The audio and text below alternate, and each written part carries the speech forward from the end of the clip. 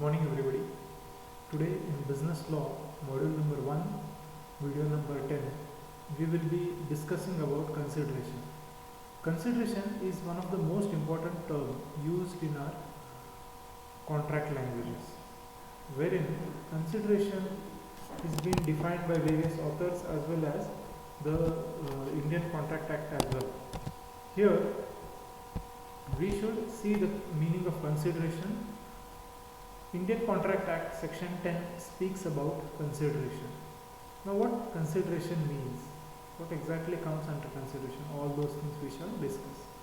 Now this consideration, it is a technical term used in the sense of quid pro quo, means something in return. Quid pro quo means something in return. Now when we are performing something, when we are acting something, or when we are entering into contract, we are expecting something in return.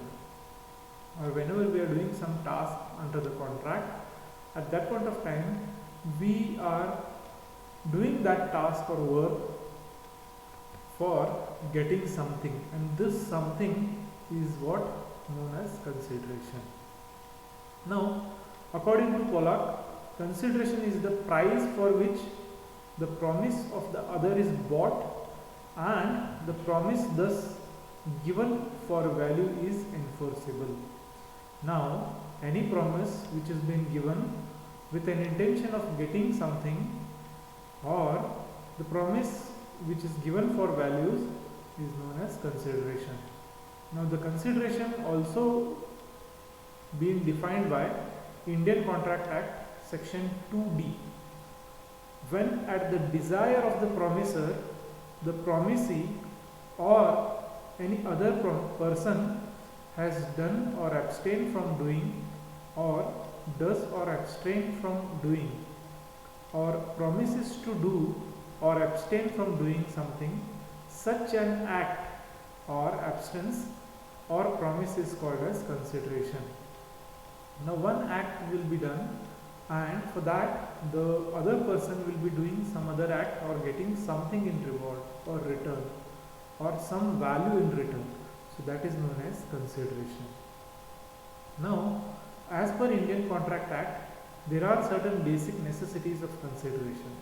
Those things we will see, but before that we should remember the meaning of consideration, because there will be a 2 marks question for your examination saying what do you mean by consideration. So at that point of time you can write any of these 3 meanings which we have discussed here. That is, number 1, it is technical term used in the sense of quid pro quo, means something in return.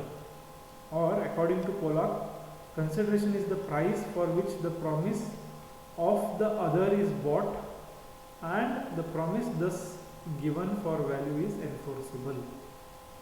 Or the third definition given by Indian Contract Act section 2D, which says that when at the desire of the promisor, the promise or any other person has done or abstained from doing, or doing or abstain from doing, or promise to do or abstain from doing something, such an act or abstinence or promise is called consideration. So this simple thing we need to remember at every point of time. Now consideration means the other parties or the parties should get something in return. If they are not getting something in return, we may not say it as a consideration. One case, Abdul Aziz versus Masum Ali. Now this Abdul Aziz was a what we call it as secretary of a mosque committee, and he was promised by Masum Ali that Masum Ali will give rupees 500 for construction of mosque, but Masum Ali did not give. So at that point of time, the secretary Abdul Aziz, he filed a case, and at that point of time judge dismissed this case, saying that Masum Ali is not going to get anything in return as a consideration. Therefore this case may not be valid or may not be established. Therefore, this case was dismissed. So we need to remember that any act which gives in return or gives something in return will be known as consideration. Now, as per Indian Contract Act, there are certain points of essentials or essentials of a valid consideration. So these points we need to remember or we need to understand here.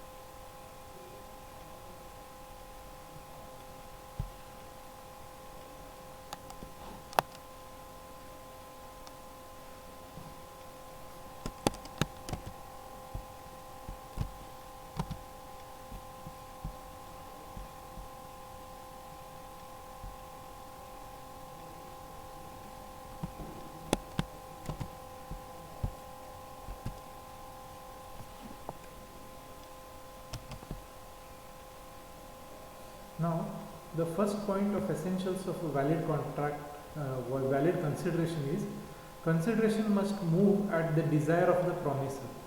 Move at the desire of the promisor means the person who has promised or the person who is a promisor should act or should move according to the desire of that.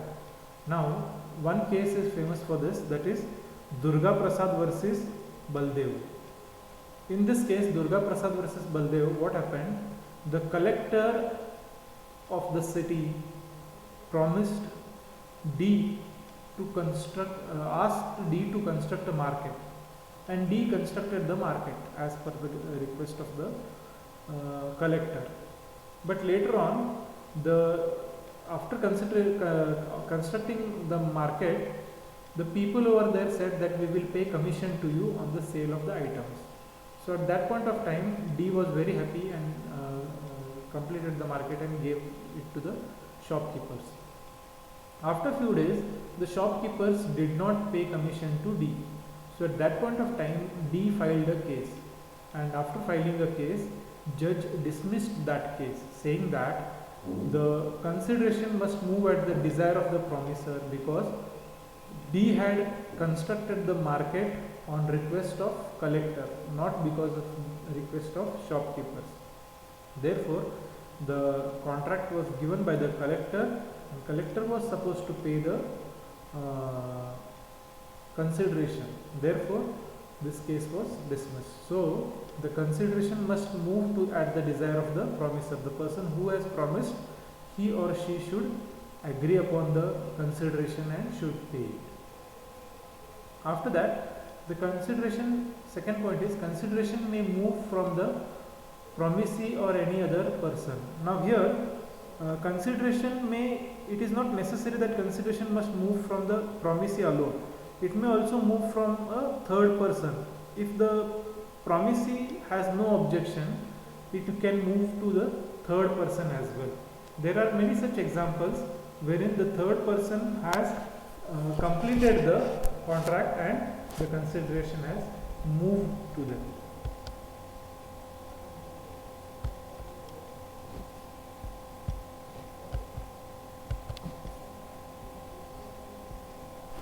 Now, while seeing this, the third point is consideration may be past, present or future. Now here, whatever the consideration has been given, it may be past, it may be present, or it may be future. If the consideration is given on past happening, or the consideration is being given on the happening which has already happened, we call it as past consideration. Present consideration means the promise and consideration move simultaneously. At that point of time, it is known as present consideration. And future consideration means the consideration which is given on future date or on completion of a project in future. So this is called as future consideration. So the consideration may be any three. It may be past consideration, it may be present consideration, it may be future consideration. After that, we have consideration need not be adequate to the promise but must be of some value in the eyes of law. The consideration must be something which is valuable in terms of eyes of law, because if it is not valuable in terms of law or in the eyes of law, at that point of time it cannot be treated as consideration. Therefore, and consideration must be need to be adequate to the promise but must be some value in the eyes of law. The consideration what we are giving, it should have certain value in the eyes of law. After that, next point is consideration must be real and not illusory or impossible.